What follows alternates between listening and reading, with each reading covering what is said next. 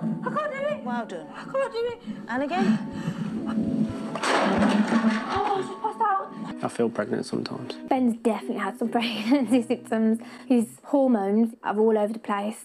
God, I'm pregnant. I'm allowed to eat chocolate. I'm eating a lot more biscuits and cakes. You turn into a biscuit. Which isn't the best, to be fair, because I've put on a bit of weight. He's been extremely emotional. The emotions changed. He's turned me into a right softie. I can't even watch telly now without crying. I need to man up a bit, to be fair. I can't do it. Well done. I can't do it. And again. Oh, she's passed out. She just passed out. It's all right, sweet, it's all right. Can you just help with Dad, please? Just because he's a big thud. Just check his head. Oh, shit. You okay, baby? He's... You keep saying, hey. You're doing fab. That.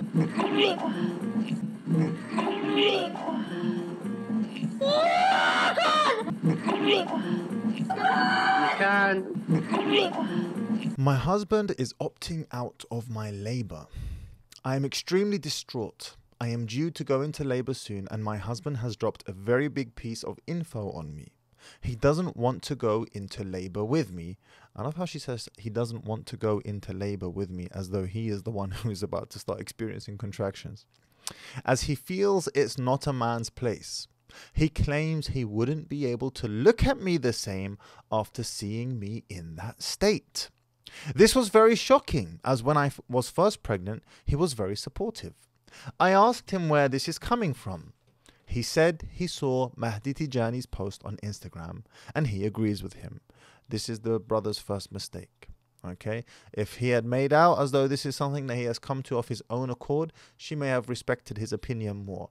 But because she feels as though he's following someone else, me, which is perfectly fine, by the way. Everyone follows someone. Everyone is a student to someone. Everybody follows someone. But to make it out as obviously as this is suggesting to her that he can't think for himself. And I think this is her major gripe, but we'll get into it as we continue.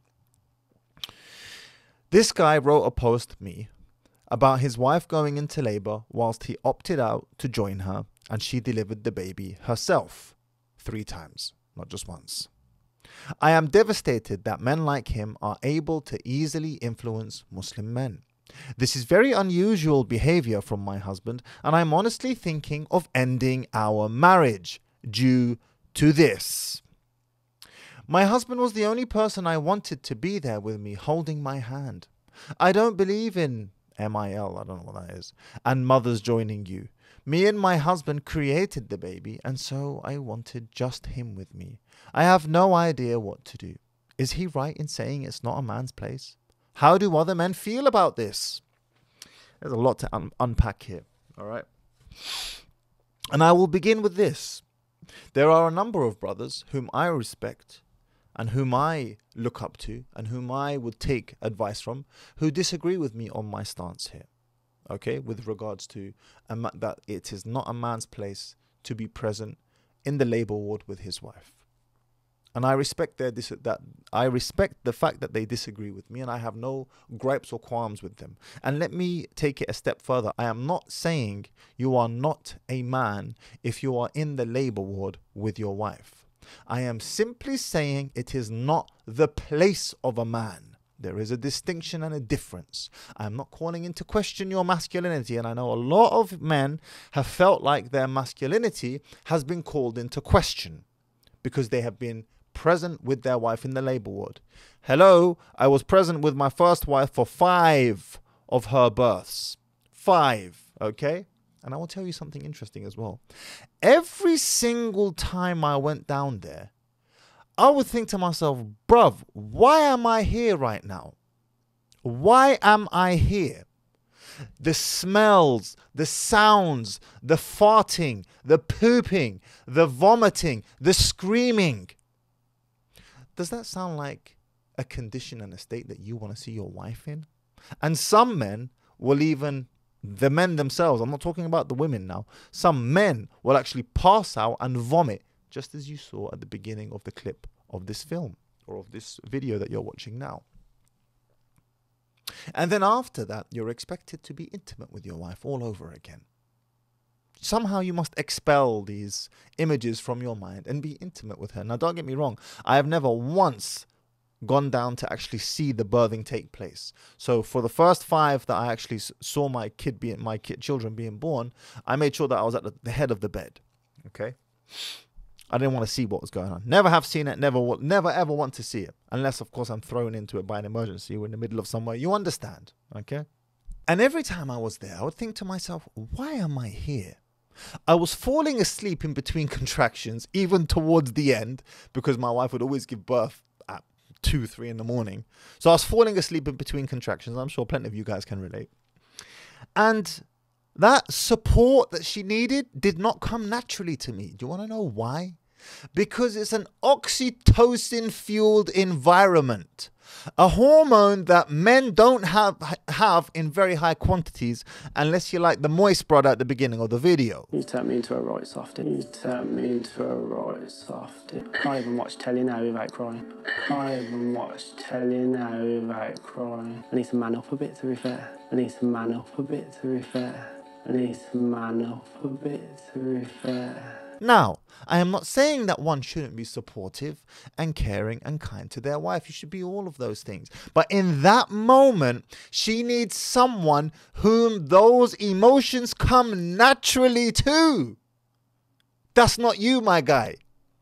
That's not you. You're not that guy. Unless you're really high in estrogen and low in testosterone, which, you know, the guy at the beginning of the video seemed to be proper moist. I even watch telly now without crying.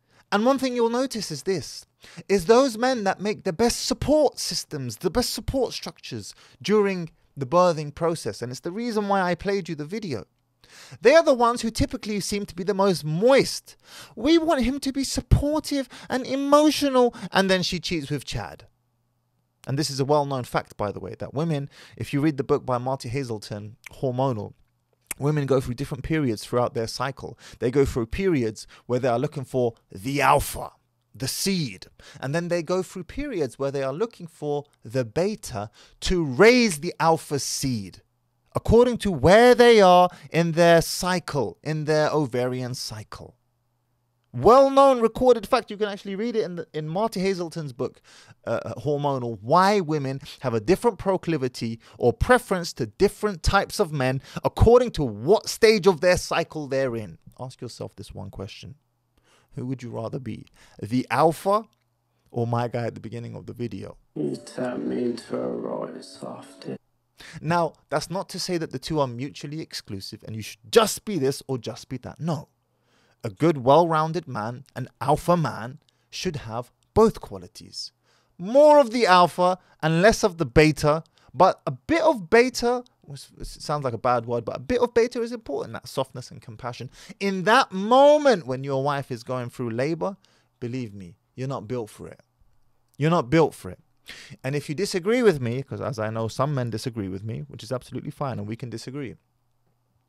For those gentlemen who disagree with me and have been present throughout all of their wives' births, I would say to you this, because some men believe it's a beautiful experience, that it's a, you know, an enlightening and beautiful experience. And I can tell you as a man who has experienced, or I should say who has 8 children and was present for the births of 5 of them, I can tell you this.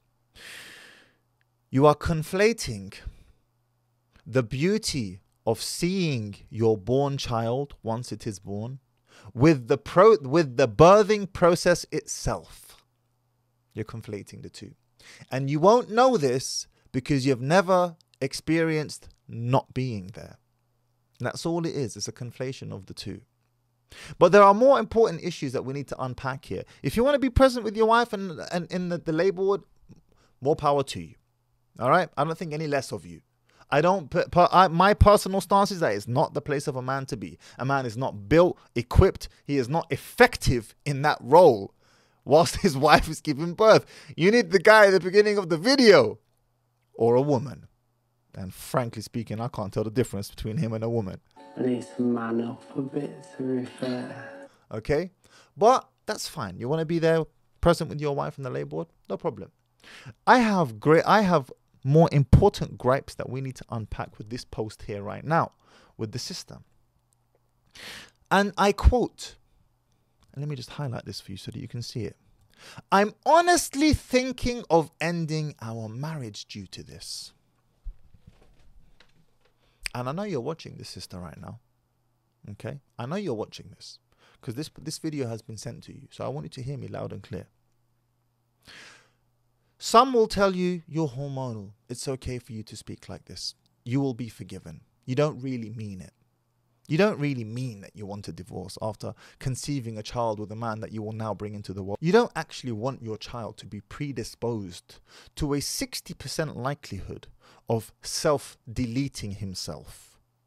60% of all youth self-deletions, and I'm keeping the words YouTube friendly, come from single mother homes.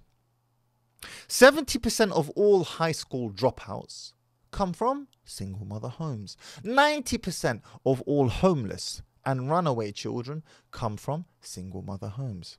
I know, and I know most people would say to you, you don't mean this. You would never want to do that to your child. And I'm sure you wouldn't, right, sister? You wouldn't want to do that to your child. But let me say to you this. I remember sitting in on a lecture by Sheikh Abu Suhaib al-Bassam 10 years ago now. SubhanAllah. And he was explaining why a woman doesn't have the power of divorce in her hand and why she must seek a khul. And to quote his words, he said, if a woman had the power of divorce, she would divorce her husband 15 times a day. And I believe this is the case for most women, vast majority of women. But I will say to you this, sister. Shame on you. Shame on you for even entertaining this idea, for even thinking about it, for even flashing across your mind. Shame on you for thinking of that word, the D word, divorce, after you have conceived a child with this man. Have you no shame?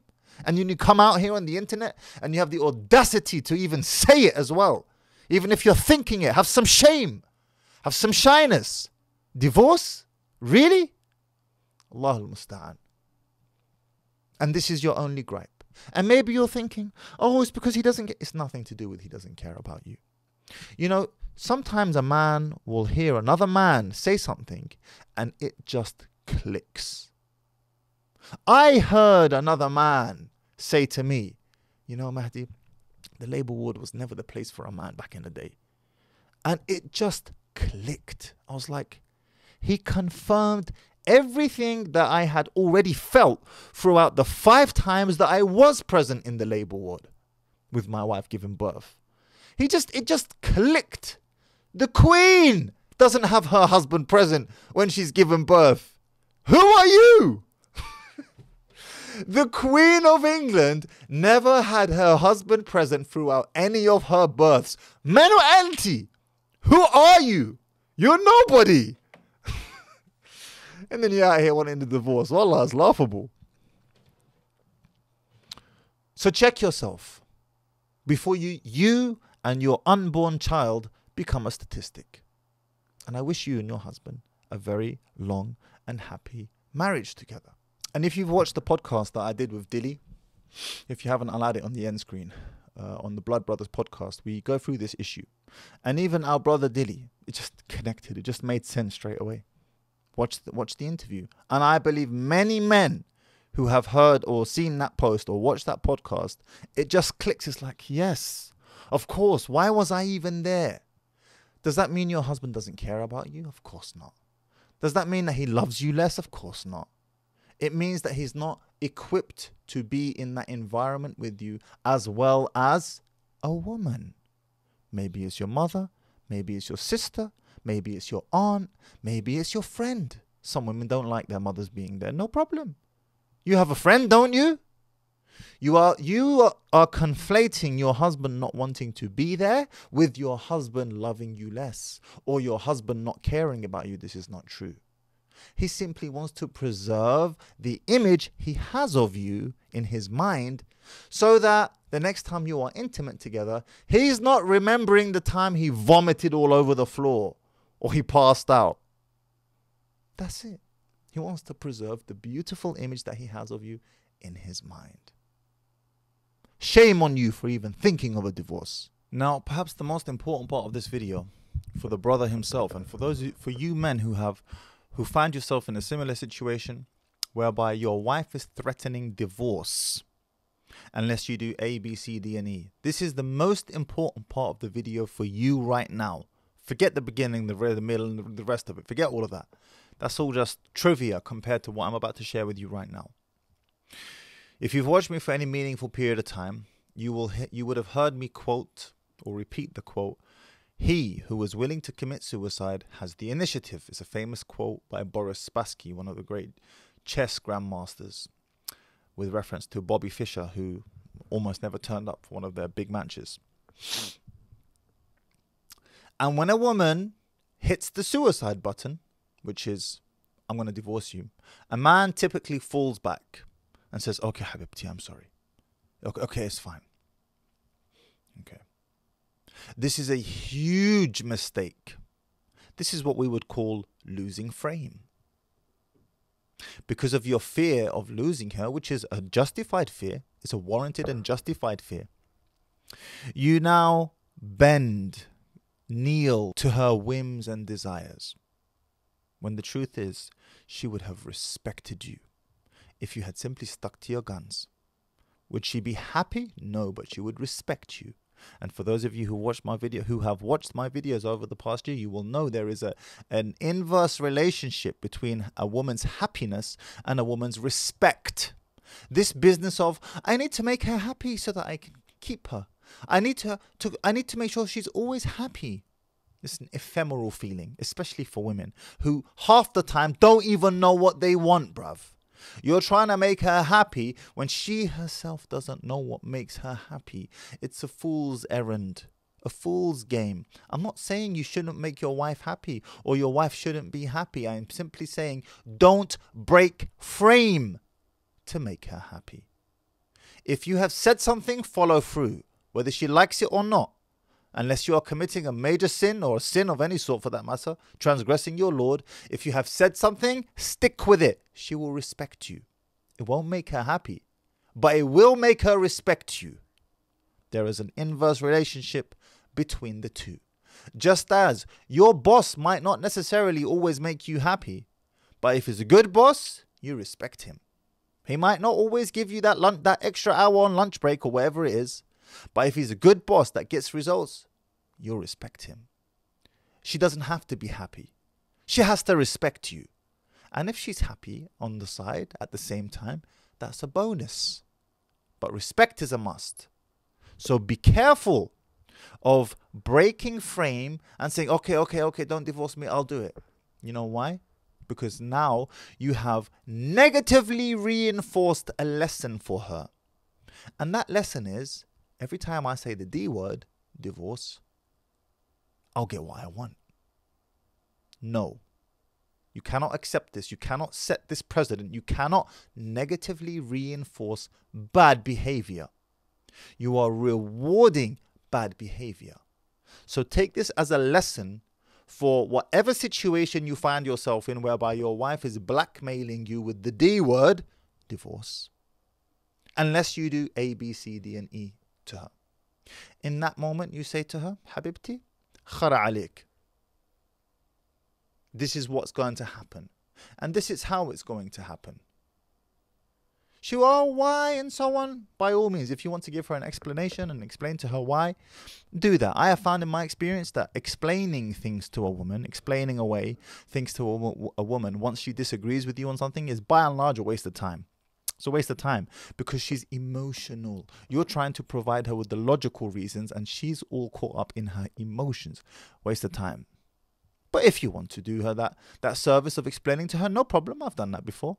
I say to my wife, whenever I get into a disagreement with my wife or she disagrees with me on something or other, I will do her the service of explaining to her once.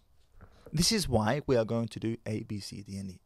And if she's still unhappy after my explanation, I say to her, Habibti, no problem.